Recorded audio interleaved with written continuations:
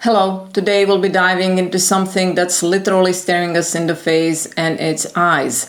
But not just any eyes. We're talking eyes through the lens of astrology. Believe it or not, your eye shape, color, and even the kind of vibe your eyes give off can be influenced by the planets and signs in your birth chart. It's kind of weird, but once you start noticing it, it's hard not to.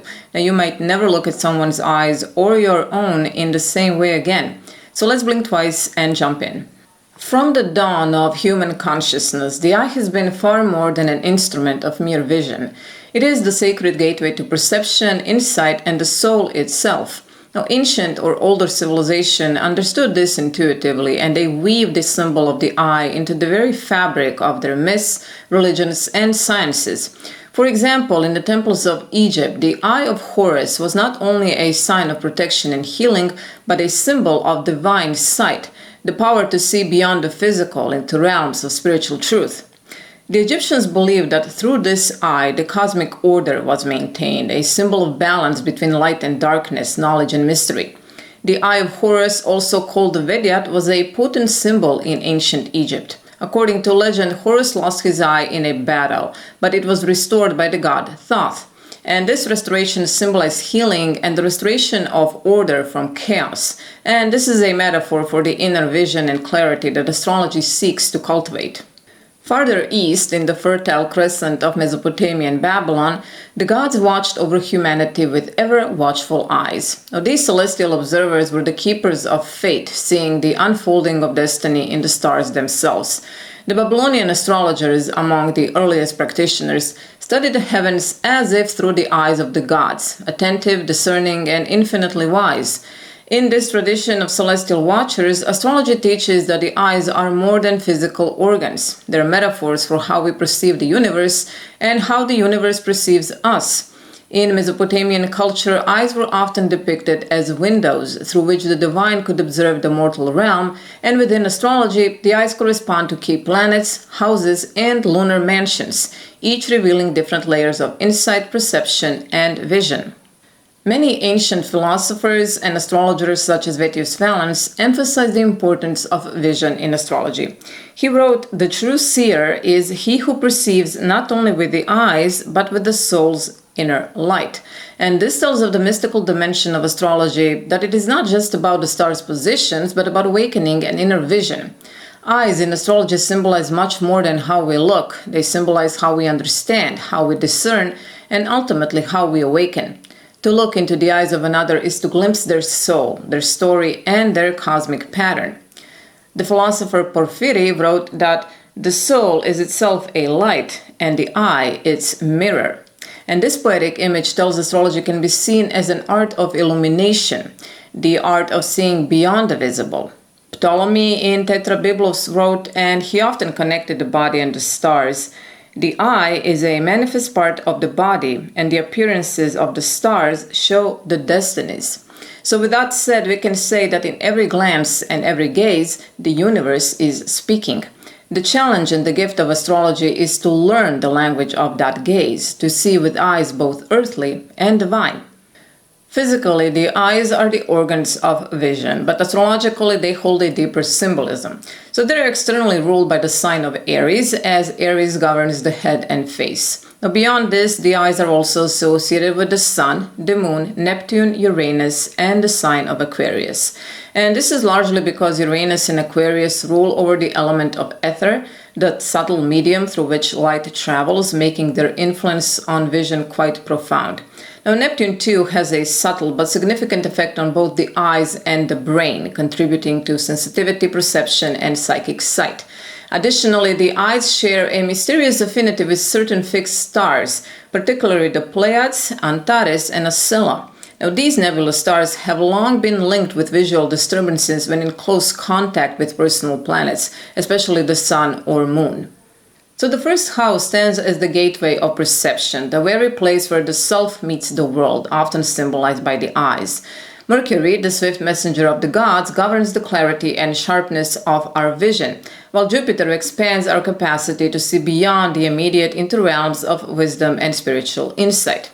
In Vedic astrology, these ideas deepen. The nakshatra Ashlesha, ruled by Mercury, grants the power of penetrating perception, while Punarvasu, under Jupiter's auspices, renews the light of inner vision. The Ajna chakra, the seat of the third eye, though unseen, symbolizes the ultimate cosmic sight, the soul's illumination beyond the physical gaze. In terms of house rulerships, Western astrology often links the first house to the eyes, as I have mentioned previously, since it governs the physical body and face. In Vedic astrology, however, the second house is more directly connected to vision, and afflictions to this house, such as malefic aspects or planetary debilitation, can lead to serious issues with the eyes. Now, the eyes don't just reflect our health, they reflect our spirit too. And in Vedic astrology, like I just said, they're closely tied to the second and also the 12th house, which shows sight and loss of sight. But still, the ascendant gives the face its frontline energy. The sun governs the structural integrity of the eyes, while the moon influences the lacrimal system, which controls tear production. When either luminary is afflicted by Uranus at birth, especially near nebulous stars like the Pleiades, Antares, or Acela, eye problems are more likely to arise. Now, furthermore, there is a gender-based rulership. In men, the sun rules the right eye and the moon the left, and in women, it's the opposite. The moon governs the right eye and the sun the left.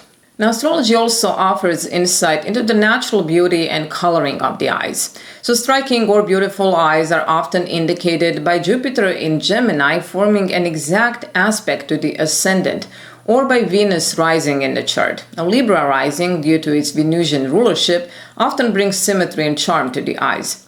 Very dark eyes are commonly seen when Saturn rules the ascendant, or when it's positioned between the midheaven and the descendant, or between the Imam Cheli and the ascendant. Now, Venus, when strongly placed at birth, especially in Taurus, can also indicate dark and sensual eyes. Now, mercurial types may have darker eyes as well, particularly when Mercury is in the first house, where brown eyes tend to be more common. In contrast, blue eyes are often associated with a conjunction or opposition between Jupiter and Venus, regardless of where it occurs in the chart. Gray or gray-green eyes can appear when the moon is on the ascendant, especially in Cancer, and even when these eyes are technically brown, they often have light reflex, like hints of yellow, green, or gray, showing the moon's influence. A strong sun can bring out greenish eyes, and Venus in either Gemini or Sagittarius is often linked to hazel eyes. Also, brown eyes are commonly linked with Jupiter rising. In astrology, the eyes can actually tell us a lot about the planets at play during someone's birth. For example, sharp, bright, and piercing eyes are often seen in people who have Mars rising, or when Mars is strong in the birth chart, like if it is the chart ruler or placed in signs like Aries, Sagittarius, or Scorpio, especially on the ascendant or the midheaven. Now, Gemini can also give a sharp and focused look. Heavier or more tired-looking eyes often show up when the moon is in Aries and forming a difficult aspect like a square or opposition with Saturn or Mercury, especially when Mercury takes on Saturn-like quality. Now, sleepy-eyed look can be seen with moon in Pisces or when Pisces is on the ascendant. If we're talking about eyesight, good vision is often associated with the Gemini, Capricorn, Aquarius, and sometimes Leo rising. Large eyes tend to appear when the sun is rising or placed in Aries, Leo, or Libra. In Virgo or Gemini, if eyes are larger, they might even look a bit prominent or protruding. Now, Saturn in Pisces can also give larger eyes, but usually with a hazy or dreamy quality. On the other hand, smaller eyes are often a sign of strong Saturn energy, especially in Capricorn or when Saturn is right on the ascendant. Now, Venus or Mercury in Cancer can also give a more subtle, smaller eye shape. And lastly, when Jupiter is strong in the chart, it usually softens the eyes and gives them a gentle and warm expression. The ascendant or rising sign rules the head and face and gives us the first impression of a person's physical form, including the eyes. And by looking at each ascendant, we can get a deeper understanding of how the eyes reflect our essence and also what health patterns to watch for. So Aries ascendant usually has a sharp, intense gaze. Eyes are usually smaller but bright and full of fire. They seem alert or even piercing. Now, potential issues can be inflammation, headaches that affect the eyes, or eye strain. Aries rules the head, and too much heat or anger can manifest in eye discomfort. Now, Mars as a ruler gives them a direct and bold look, but also a tendency to push their body hard, sometimes ignoring subtle eye-related health cues. Taurus ascendant usually has big, calm, and beautiful eyes, which are often dark and gentle. There's a softness to them, almost like they're always observing quietly. Sinus pressure can affect the eyes. There is a tendency toward sluggish lymph flow or puffiness. Venusian excess, like sugar or dairy, can also contribute to eye heaviness. So Venus gives a peaceful gaze, but excess comfort or stagnation can lead to congestion in the facial area. Gemini ascendant has quick-moving, lively, and expressive eyes. It may seem like their eyes are always scanning for information. So nervous system strain can lead to twitching or dry eyes. Screen-related fatigue is common. Mercury makes the eyes clever, but also overstimulated. Eye strain from reading or overthinking is typical. Cancer ascendant has round, watery eyes, often reflecting deep emotion. So moon-ruled Cancer risings tend to have soulful, soft eyes, but allergies, watery eyes, or dark circles can arise from emotional overwhelm. Their eyes carry their moods. The moon brings sensitivity, physically and emotionally. Eye health can fluctuate due to hormones or emotions. Leo ascendant has bold, confident, and radiant eyes which can have amber or golden hues, or just a warm, charismatic spark. They're light sensitive, can suffer from eye pressure or overexposure to screens due to intense focus. Now, the sun governs vision and clarity, but when out of balance, ego-driven burnout can lead to eye exhaustion. Virgo ascendant individuals have observant, analytical, detail-oriented, modest, and yet penetrating eyes. Now, potential problems are eye fatigue from over-analysis or constant criticism of self or others, dry or tired eyes. Now, Mercury makes the gaze more thoughtful. These eyes notice everything, which can wear them down.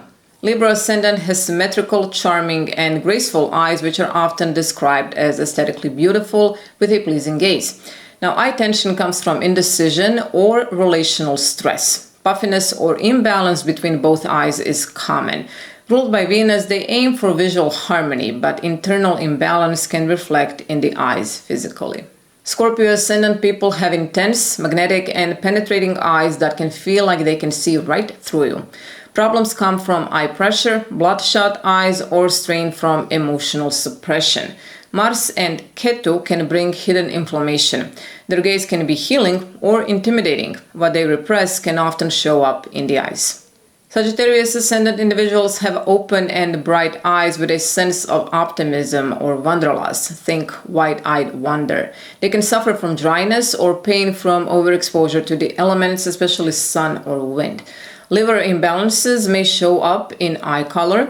Now, Jupiter gives expansive open eyes, but a lack of grounding can create inconsistency in eye health. Capricorn ascendant people have serious, reserved, often narrow or deep-set eyes. Their gaze can be mature or even slightly melancholic. Again, possible problems are eye strain from overworking, fatigue, or dryness due to lack of sleep or harsh conditions. Now, Saturn makes them stoic, but they must learn not to hold stress in the face and eye area. Aquarius ascendant individuals have unique, smaller eyes or unusual in color or shape, and they usually appear detached but curious.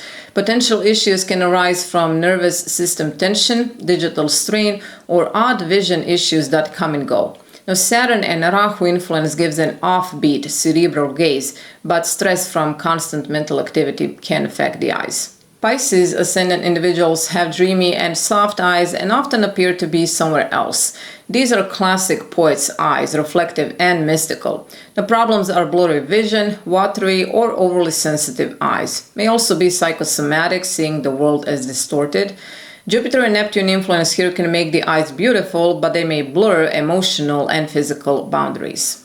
Throughout the centuries, mystics, philosophers, and early physicians have viewed the eyes as more than physical organs. To many of them, the eyes were portals, not just to the world, but to the soul, the stars, and hidden knowledge.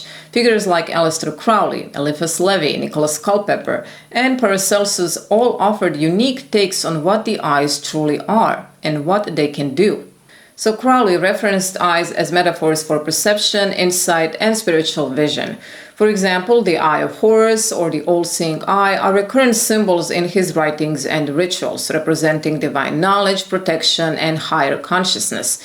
In his works like Magic in Theory and Practice and the Book of the Law, the eye is linked to awakening inner vision and clairvoyance. Now, Crowley also associated eyes with the third eye concept, the mystical center of spiritual insight, linking it to pineal gland and occult perception.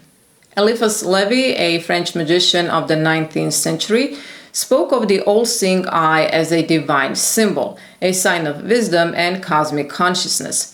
He saw the eye as something sacred, capable of perceiving spiritual truths invisible to the physical world.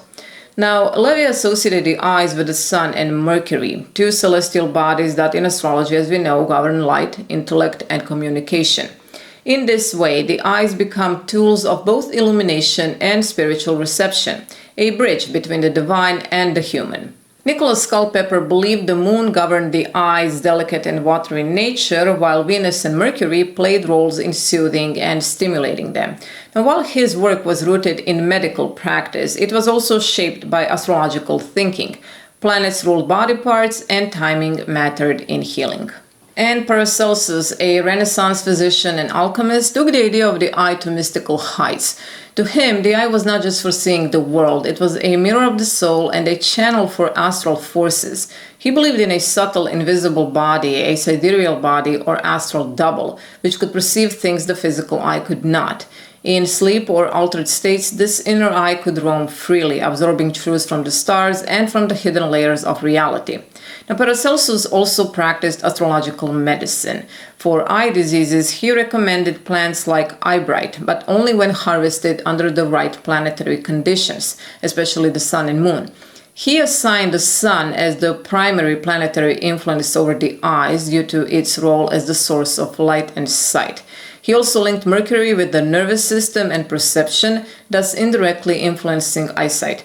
Now, healing and diagnosis involved understanding the patient's microcosm-macrocosm relationship and how their eyes and body corresponded with planetary and elemental forces. So to these thinkers, the eyes were more than biological cameras. They were tools of insight, vessels of cosmic light, and symbols of deeper truths. Whether through rituals, herbs, astrology, or alchemy, these occultists, writers, and healers tried to unlock the full power of vision, not just to see, but to understand. In the end, what unites them all is the belief that true vision comes not only from what the eye takes in, but also from what the soul is ready to see.